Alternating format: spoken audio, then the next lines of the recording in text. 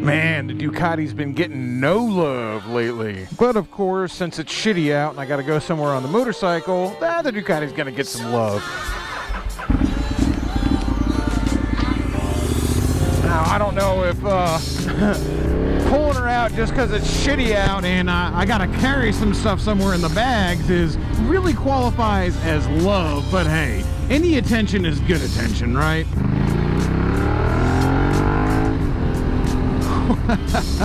Oh, this is a fucking awesome bike. This is an awesome bike. What's funny is even though you guys mostly see the Rocket 3, I actually ride this Ducati pretty much every single day because since it's my daily driver, I ride it to work every day.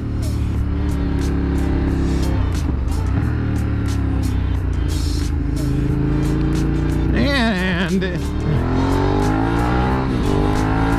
there are worse things to ride to work than a 150 horsepower adventure bike. As I said though, I'm carrying some stuff somewhere. I'm on my way to a good friend of mine, Robert's house. Robert hasn't been on the channel yet, but he was actually just given a motorcycle.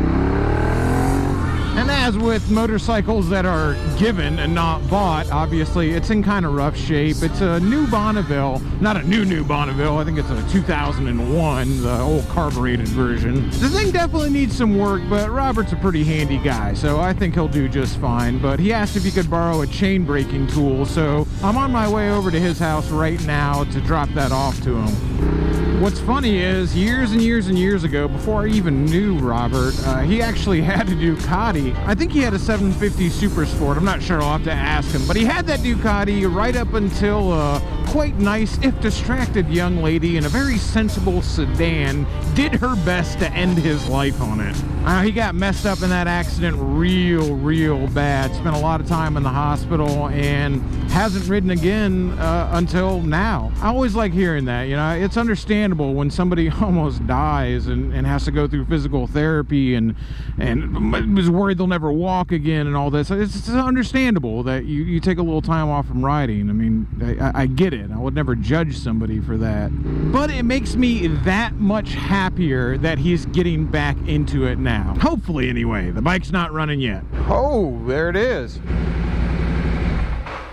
I've been kind of busy. No, I can see that. That looks much different from the picture that I last saw of this motorcycle. Good to see you, brother. You did not waste any time.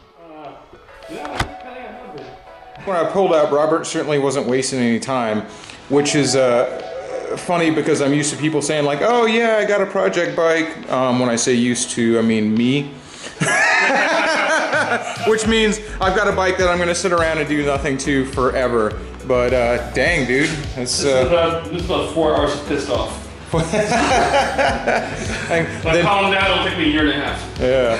But no, yeah. All right, well, let's pull that chain off. Boom. Cool. Say goodbye to that boat anchor. It melts. Fucking, I'm excited, Robert. I was kind of telling your story on the way over here a little bit. Would you have a 750 Super Sport or something? Yeah, back in the day, and did that. Killed it the hard way. Did it myself. Yeah. How long were you in the? I knew you were in the hospital. How long were you in the hospital for? I was in 10 days in critical care, 14 days in rehab. Was a walker for 6 months. Walker for 6 months. Well, this leg got rotated about 200 degrees, and the ankle was crushed, so I had to regrow bone. Actually, there's a great story. There's a guy that I know called Nick Knight. He's an artist. So he made this for me. He calls it my walking unit. He designed it because this leg was destroyed. This leg needed support. So if you look at it, this knee was fucked up too. So it doesn't hit my knee when I walk. Holy moly. Yeah, he kind of built it for me, and the handle's tilted so when press down, helps me move forward. I'll need it later on. This is actually one that I cut most of my recovery with. Yeah, if you're into scars, you start here, rebuild all the way down. When I crush here, we'll do the short shot some other time. Yeah. like I was saying on the way here, man, that's a pretty good excuse to not ride for a little while. This is a rescue bike. The couple that owned it split.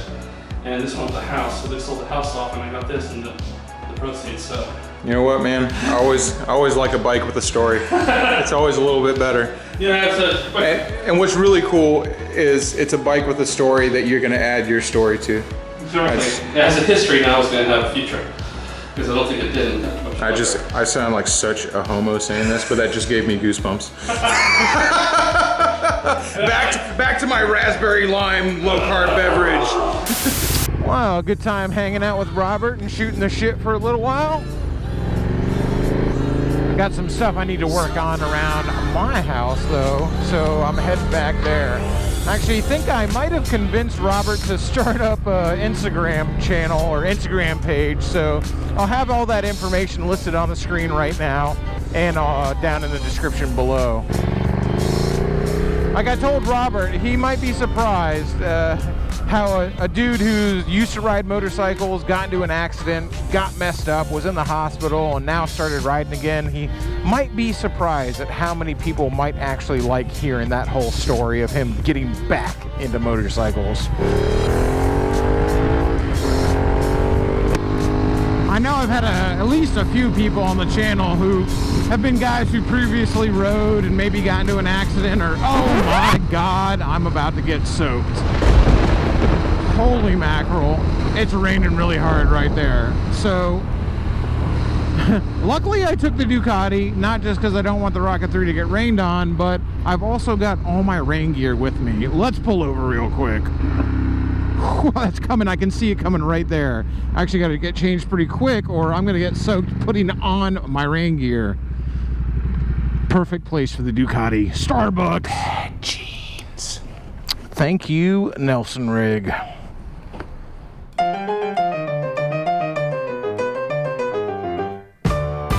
What I like about this Nelson Rig stuff is it fits over your regular clothes. So if you're like me, you're riding around in Florida and you need to pull over and throw some stuff on because you can actually see the rain coming literally about a quarter mile up the road, you got all this stuff ready to go right in your bag.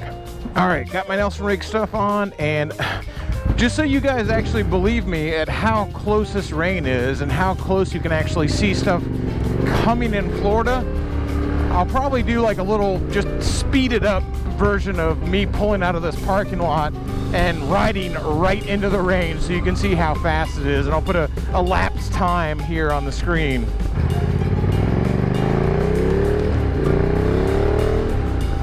I guess it's not like that in other states, but here in Florida, you can almost always see the rain coming. There's a big old sheet of rain right up there.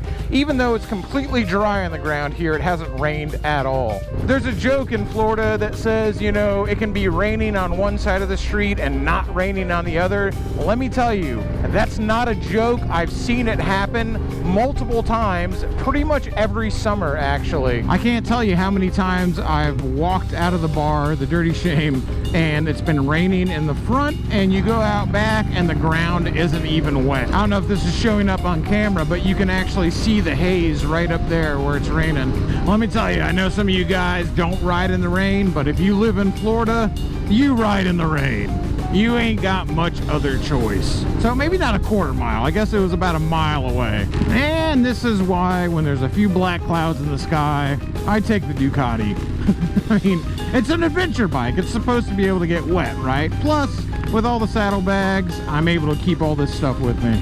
This is also why, before I leave the house, I cover all the openings in my GoPro where I put my battery eliminator and my microphone with duct tape. All right, so I'm back from Robert's. I had some other stuff planned that I was gonna do around the house, but unfortunately, we've got a new girl starting at the Dirty Shame tonight, so I gotta go in there and train her and help her bartend through the night. She was gonna be able to do it by herself, but there's actually a big party coming in tonight, so I don't want to throw her to the wolves on her first night, if you know what I mean. But before I head in, I want to make sure I got a special treat waiting for myself at the house to cook later. I'm gonna get some chicken wings ready, and one of my favorite before I was on keto special treats was candied nuts. Make all your jokes now.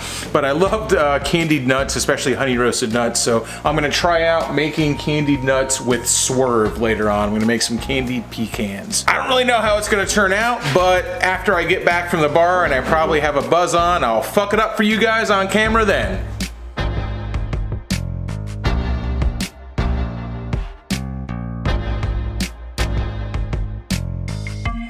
Alright, now that I got the chicken all separated and all these cats are freaking out. What are you, Jessica's messing with them with the liverwurst? And Mila. Anyway, so back to the chicken wings. I got them all separated, and what I like to do before grilling them and putting sauce on them later is actually marinate them in mojo. Now, I don't know if mojo is popular everywhere. I don't know, it's a Cuban thing. I know it's a Cuban thing around here. It's basically just citrus marinade, but mojo is the bomb. And let me know in the comments. Do you have this where you live, or is this just a place where Cuban culture is popular, like here in Florida? I really don't know. I don't know. Don't mock me! I got my chicken wings marinating. Jessica's fixing some guacamole, but I gotta run to the Dirty Shame because we're about to open over there. Catch up with you guys at the pub. What are you, capturing B-roll? Yeah. Look at this stupid fucker wearing a top hat! I made him wear a top hat!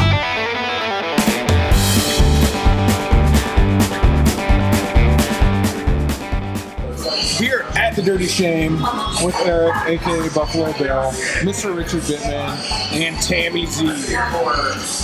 All of whom have been in videos before. Bonus points if you can name any of them. And this is Marissa, who knows how to bartend a little bit. A little bit. I'll confirm that. It's really only a little bit. We did last night together, which sucked big time, but I'm here with Angelina tonight. Yeah.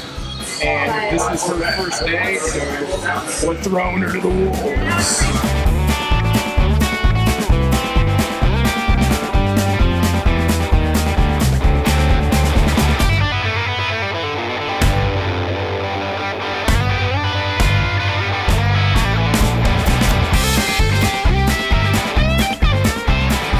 What's up, Jordan?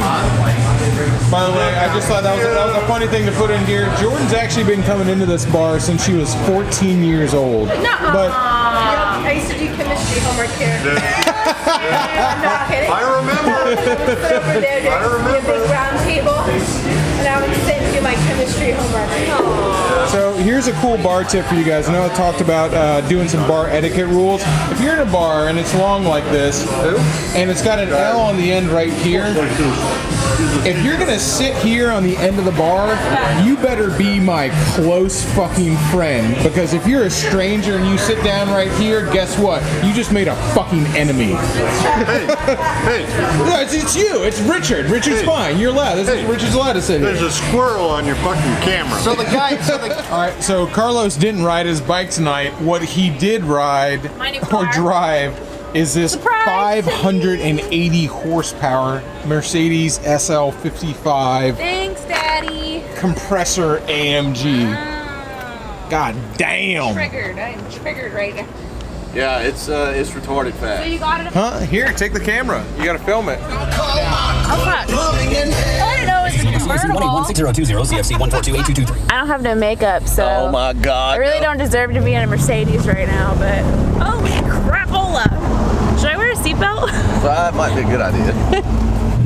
Where are we going? To jail? Oh my god.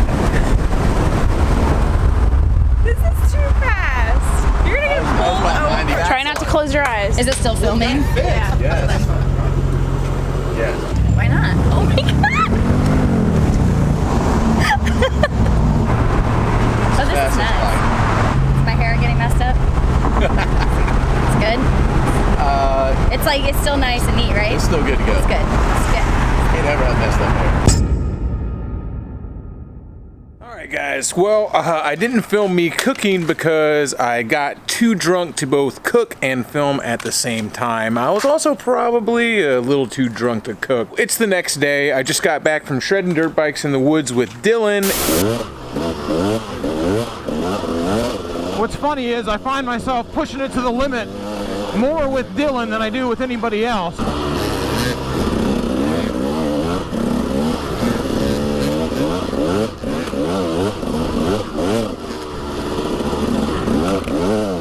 I'm feeling that Dylan pushes himself when it's just me and him too, because as much as I want to catch Dylan, he don't want me to catch him.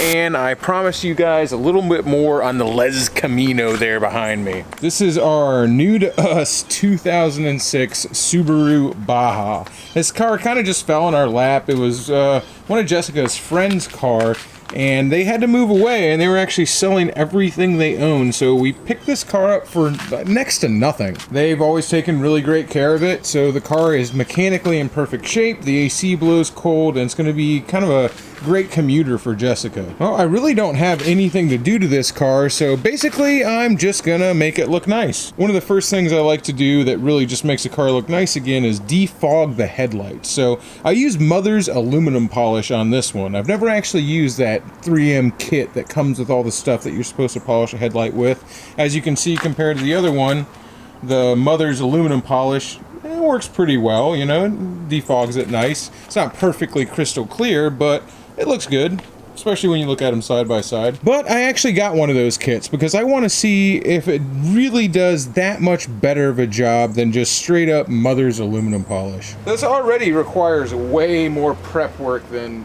just straight Mother's aluminum does, because with Mother's aluminum polish, I literally just put some on a microfiber cloth and start rubbing it. This one, you actually do have to prep for it.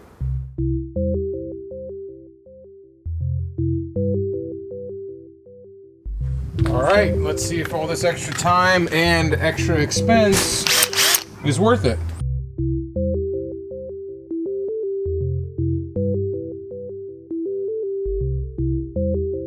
Now onto the wet sanding.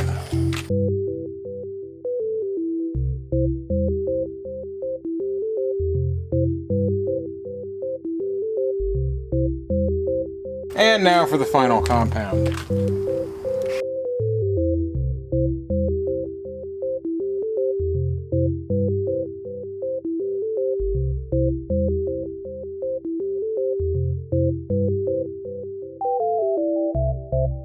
So, final verdict. That is the one I did with the 3M polishing kit. And that is the light I did with Mother's. I'm going to be totally honest with you. I think this looks a little bit clearer over here, but I can't tell that much of a difference. I think basically the compound they give you is probably really similar to Mother's anyway. And the only reason I got this one so clear looking as opposed to the one that I used just Mother's and a rag on is because I had this drill attachment. So I'm going to go ahead and hit the other one with just the rubbing compound and see if that clears it up to just the very slightly more clear look that we have out of this headlight. I'll be honest with you, I can't really tell the difference. But hey, maybe it's ever so slightly clearer on this side. So after much hemming and hawing and various stages of denial, I had to admit that the 3M one did look better. So I went ahead and I went through all the steps on the other headlight too. So now they pretty much match. I feel like I can still tell small differences, but of course I can because I did it and it's never going to be perfect. Either way, looks a whole hell of a lot better than it did before, so let's move on. Well, alright, I got the Subaru pressure washed, and it's already looking better, but basically I pressure washed it and dried it off in preparation for giving it the clay bar treatment. So basically what this clay bar does is it removes all the impurities and road debris and little tiny shit that builds up in a car's paint job over its life and gets it ready for a really nice fresh coat of wax. Now trust me, the bar isn't magic. This car has dents, it has dings, it has paint chips. The car is not perfect. I mean, even here on the hood, we've got a couple paint chips and everything like that, and this bar is not going to make those things go away, but it will make the whole car look a damn sight better.